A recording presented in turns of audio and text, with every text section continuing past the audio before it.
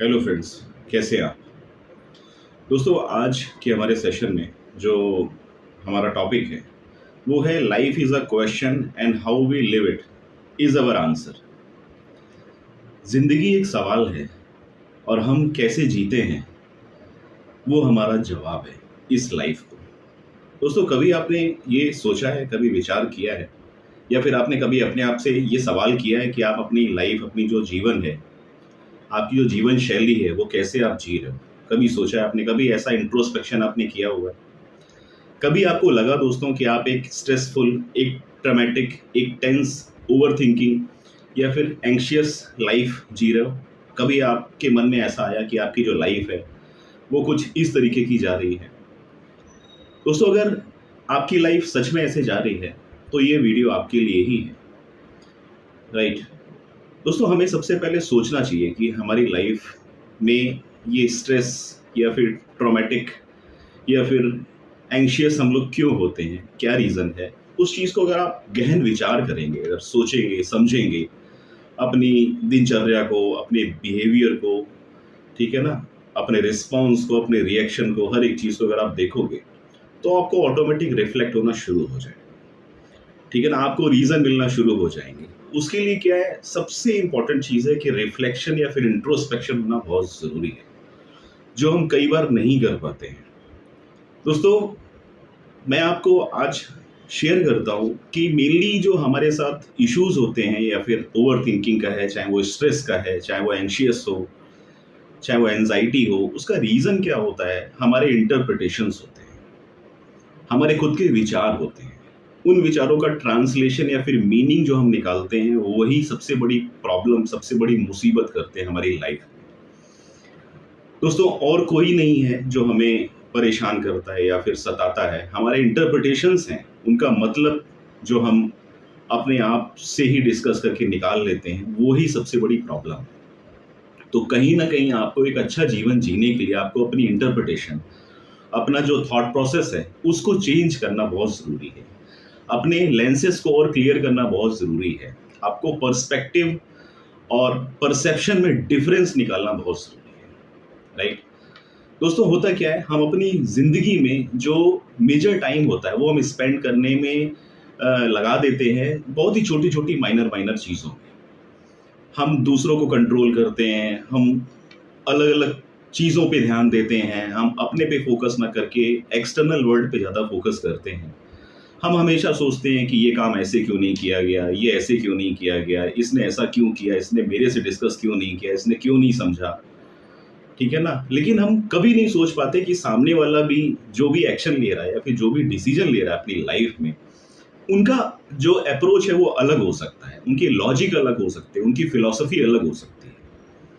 वो अंडरस्टैंडिंग का जो गैप है वही कहीं ना कहीं हमें परेशान कर रहा है हमारी लाइफ में। तो ये समझना बहुत ज़रूरी है दोस्तों, अपनी लाइफ को कंट्रोल करने के लिए आपको सबसे पहले अपने आप को कंट्रोल करना चाहिए। हमें ये समझ में आना चाहिए कि हम एक्सटर्नल वर्ल्ड को कंट्रोल नहीं कर सकते। दोस्तों, जब आप खुद के ही कंट्रोल में अगर नहीं हो तो आप एक्सटर्नल वर्ल्ड पे कैसे कंट्रोल कर सकते हो। ठीक है ना, तो आपका जो कंट्रोल है वो सिर्फ और सिर्फ आप पे होना चाहिए और पॉजिटिवली होना चाहिए।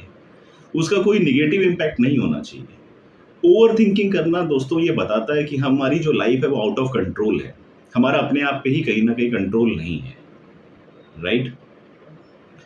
तो दोस्तों, अगर आप कहीं ना कहीं ओवर थिंकिंग में स्टक बने रहते हो तो उसमें होता क्या है, आप खुद से ही सवाल जनरेट करते हो और उन सवालों के जवाब भी खुद से ही जनरेट कर लेते हो।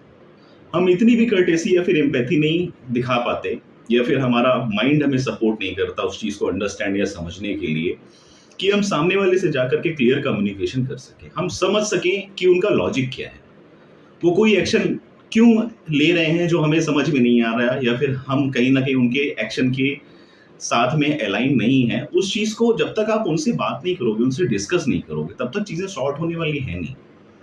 ठीक है, तो आपके इंटरप्रिटेशन से जो सबसे बड़ी प्रॉब्लम जनरेट हो रही है वो आपकी ओवर थिंकिंग है।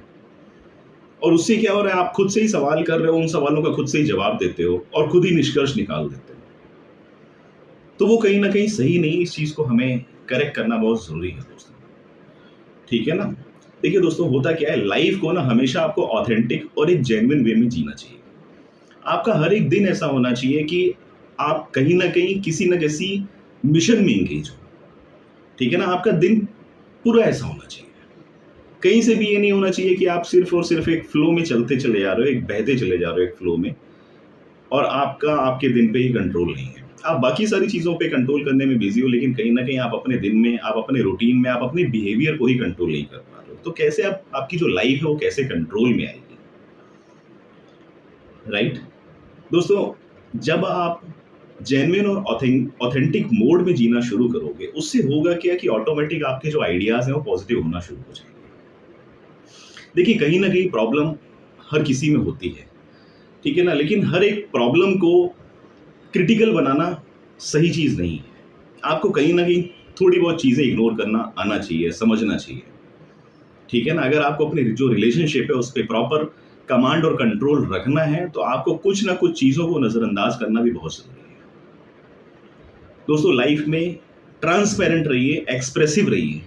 अगर आप खुद से ही डिस्कशन करते रहेंगे, तो उसका कोई बेनिफिट नहीं मिलने वाला। आपको जिनके साथ में भी डिस्कस करना है, फ़ोन उठाइए, आप उनसे मीटिंग फिक्स करिए, आप उनके पास जाइए, आमने-सामने बैठ कर के डिस्कस करिए, ठीक है ना? आपका कम्युनिकेशन ऐसा होना चाहिए कि सामने वाला जो पर्सन है, उसको बिल्कुल फ़ील होना चाहिए, एक-एक चीज़, आपके एक-एक सेंटेंस का मीनिंग उनको क्लियर होना चाहिए कि आपकी एक्सपेक्टेशंस क्या थी।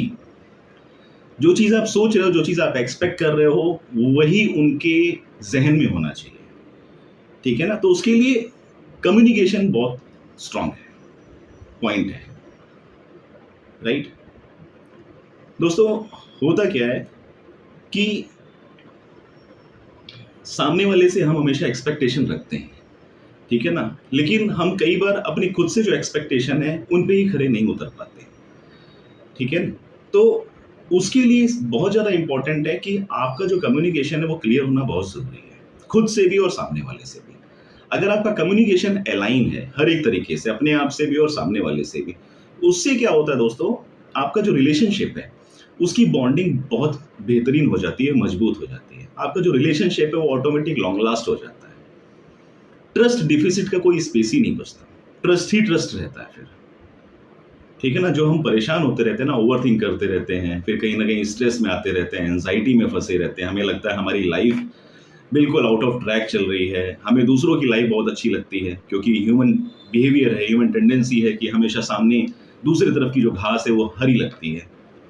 तो दोस्तों, कुछ गड़बड़ है नहीं लाइफ़ में, सिर्फ़ जो देखने का नज़रिया है, हमें उसको कहीं न कहीं चेंज करना पड़ेगा, हल्का-सा अपने लेंसेज़ को अलाइन करना पड़ेगा, अपनी इंटरप्रिटेशंस को कंट्रोल करना पड़ेगा, चीज़ों को थोड़ा-सा पॉज़िटिवली देखना पड़ेगा, हल्का-सा लोगों को स्पेस देना पड़ेगा, बेनिफिट ऑफ डाउट देना पड़ेगा कि ठीक है, होता है, चलता है, कोई बात नहीं, ठीक है ना?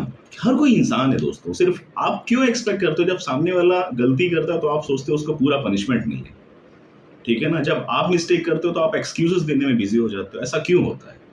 तो कहीं न कहीं चीज़ों को ना अपने आप से कोरिलेट करना देखिए। सामने वाले की सिचुएशंस में, सामने वाले के शूज़ में अपने पैरों को डाल करके एक बार उसकी सिचुएशन को समझने की कोशिश करिए। अपना जो परसेप्शन है उसको हल्का-सा ब्रॉडर एंगल में ले जाकर के, पर्सपेक्टिव अप्रोच में ले जाकर के सोचने की कोशिश करिए। लाइफ़ दोस्तों बहुत ही बेहतरीन है, बहुत ही अच्छी है। इसको जटिल हम खुद ही कहीं न कहीं अपने ही खुद के सिंसियर एफर्ट से या फिर सिंसियर इग्नोरेंस से हम बना देते हैं। तो ये कहना गलत है कि लाइफ़ जो है वो अच्छी नहीं है या फिर उसको उसको एन्जॉय नहीं किया जा सकता। ये सब आपके खुद के इंटरप्रिटेशंस, आपके खुद के एफर्ट्स, आपके खुद के जो थॉट प्रोसेस है, उसका ही कहीं न कहीं दिया हुआ है। आप हल्का-सा अगर अपने लेंसेज़ को चेंज करोगे, जो कहते हैं ना कि जैसी दृष्टि वैसी सृष्टि, अगर आप हल्की से अपनी दृष्टि को चेंज करोगे, आपको ये लाइफ़ बहुत ही अच्छी लगेगी। सेकंड पर्सन जिसके बारे में आप इतना ओवरथिंक करते हो, आपको वो बंदा भी बहुत प्यारा लगना शुरू हो जाएगा। आपको एक टाइम के बाद में रियलाइज़ होगा, अगर आप अपने रिफ्लेक्सेस हल्के से शिफ्ट करते हो, तो आपको पता लगेगा कि मैं कितनी बड़ी गलती कर रहा था।